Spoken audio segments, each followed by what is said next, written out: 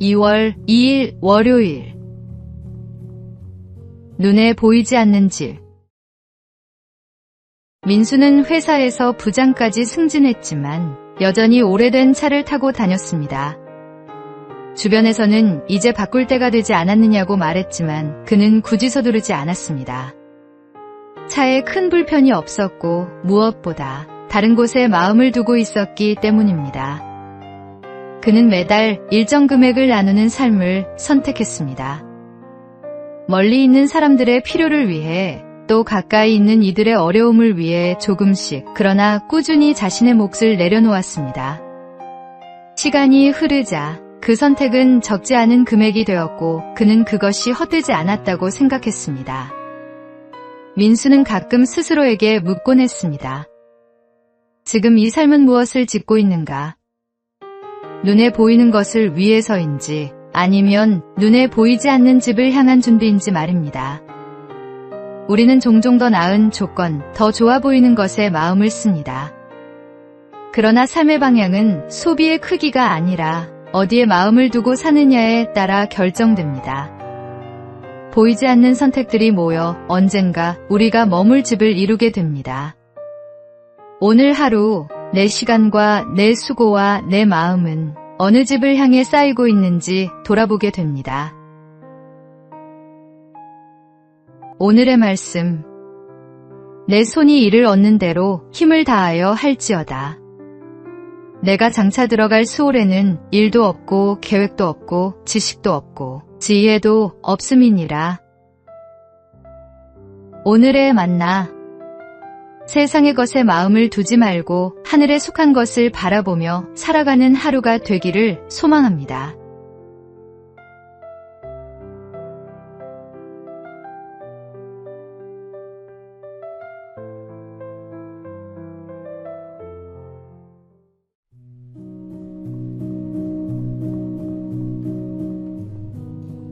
(2월 3일) 화요일. 변신과 합체. 한 이등병이 장군을 태우고 떨리는 손으로 운전을 시작했습니다. 출발하겠습니다. 차가 출발하자 이등병은 변속이라는 말이 갑자기 떠오르지 않았습니다. 3단으로 변신하겠습니다. 순간 조교의 표정은 굳어졌고 동석한 대령들은 웃음을 참지 못했습니다. 하지만 장군은 표정 하나 변함없이 침묵을 지켰습니다. 긴 시간이 지나 목적지에 도착했습니다. 장군이 운전병을 불러 조용히 물었습니다. 자네, 합체는 언제 하나? 우스운 대화지만 그 안에는 깊은 지혜가 담겨 있습니다. 장군은 부하의 실수를 공개적으로 지적하거나 망신 주지 않았습니다. 오히려 유머로 긴장을 풀어주며 따뜻하게 감싸 안았습니다. 사람은 누구나 실수합니다. 긴장된 순간 중요한 자리에서 더욱 그렇습니다. 한 번의 실수로 사람을 평가하고 정죄하는 것은 쉽습니다. 하지만 진정한 리더십은 부족함을 감싸주고 다시 일어설 기회를 주는 데 있습니다. 주님께서 우리의 연약함을 아시고 끝없이 용서하시듯 우리도 서로를 넉넉한 마음으로 품을 수 있어야 합니다. 오늘의 말씀. 미움은 다툼을 일으켜도 사랑은 모든 허물을 가리느니라. 오늘의 만나.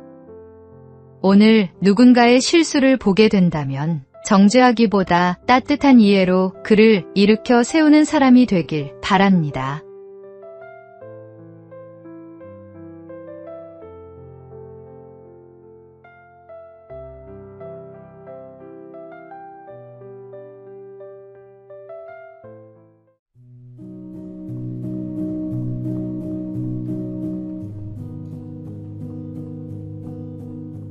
(2월 4일) 수요일.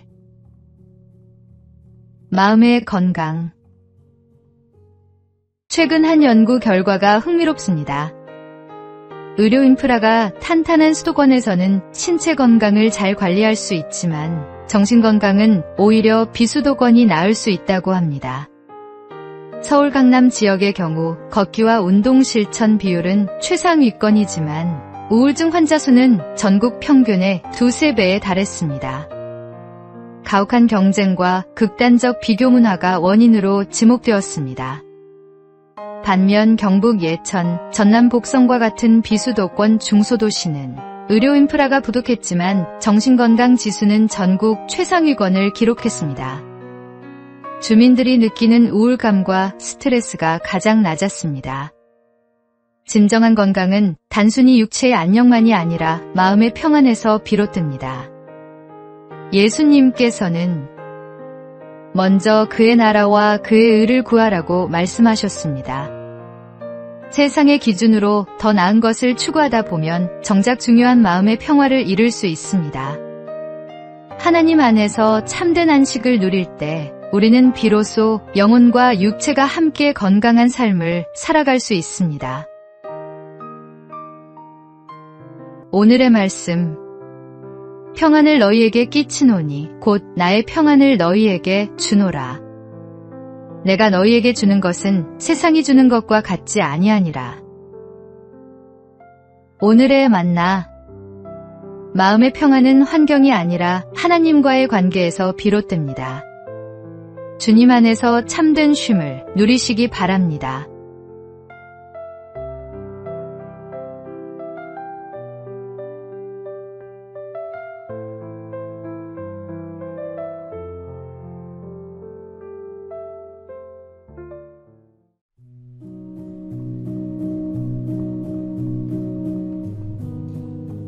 (2월 5일) 목요일.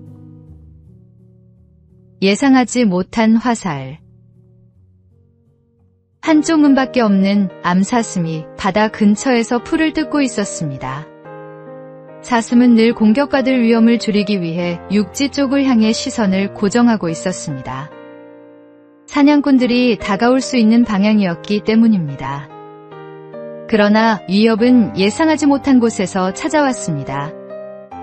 바다를 지나던 뱃사람들이 사슴을 발견하고 바다 위에서 그를 향해 화살을 쏘았던 것입니다.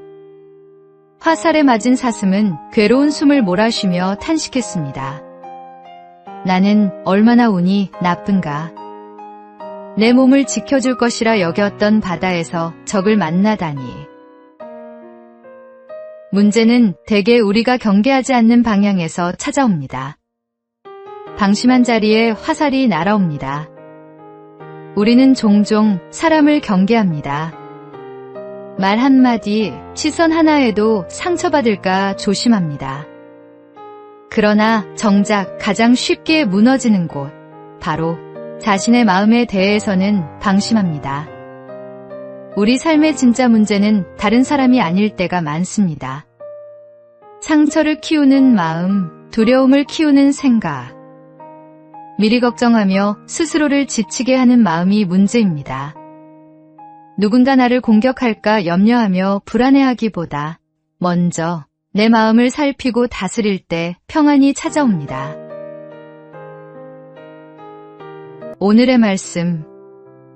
모든 지킬 만한 것 중에 더욱 내 마음을 지키라. 생명의 근원이 이에서 남이니라. 오늘의 만나. 오늘 사람보다 자신의 마음을 먼저 지키는 하루가 되시기 바랍니다. 주님과 함께라면 두려울 것이 없습니다.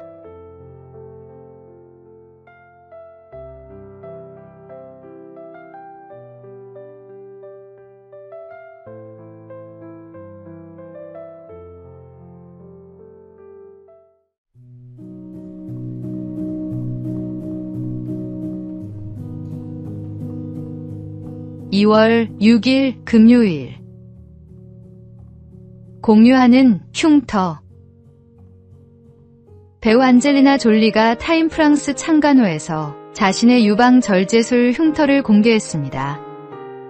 저는 제가 사랑하는 많은 여성들과 이 흉터를 공유한다며 다른 여성들이 자신의 흉터를 공유하는 걸 볼 때마다 항상 감동한다고 말했습니다. 졸리는 2013년 암 예방을 위해 양쪽 유방 절제술을 받았고 2015년에는 양쪽 난소 절제술까지 받았습니다. 그는 유방암 환자 역할을 맡은 영화와 관련해 이렇게 말했습니다. 고난, 질병, 고통은 인간 삶의 일부입니다. 하지만 중요한 것은 그것들을 어떻게 맞서는가입니다. 이 시기를 헤쳐나갈 수 있게 해주는 건 바로 삶 그 자체입니다. 흉터는 단순히 아픔의 흔적이 아닙니다. 그것은 우리가 싸워 이겨낸 증거이며 우리를 더 강하게 만든 과정입니다. 사도 바울도 내게 능력 주시는 자 안에서 내가 모든 것을 할 수 있느니라고 고백했습니다. 우리 각자에게는 보이는 흉터든 보이지 않는 흉터든 삶의 상처가 있습니다. 그러나 그 흉터를 숨기지 않고 나눌 수 있는 용기가 있을 때 우리는 같은 아픔을 겪는 이들에게 희망이 됩니다. 오늘의 말씀, 내 은혜가 내게 족하도다. 이는 내 능력이 약한 데서 온전하여짐이라.